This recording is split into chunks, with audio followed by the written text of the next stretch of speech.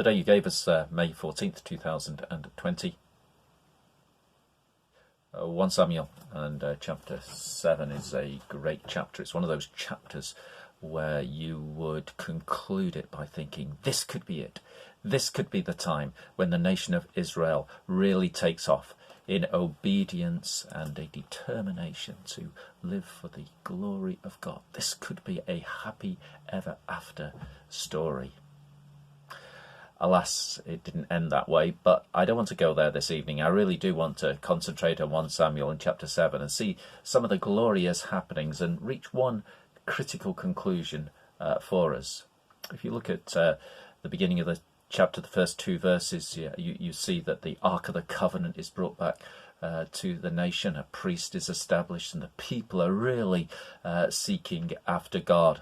And you move into verses 3 and 4, you see that the word of the Lord is brought by Samuel, and they're called to flee idolatry. And the people then in verse 4, they take action to reject the Baals and the Ashtaroth and to serve the Lord only. That the people gather unto Samuel and they confess their sins. And as they are threatened by the Philistines, they feel weak, they feel afraid. We're in verse 7 now.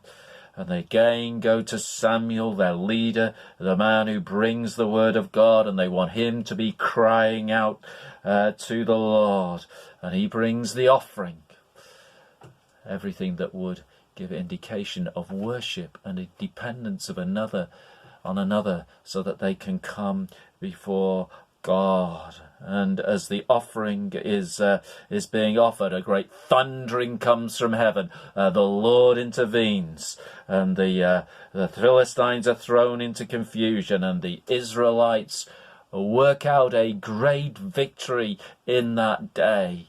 A real flow of events which would indicate a people moving for God, moving according to the word of God.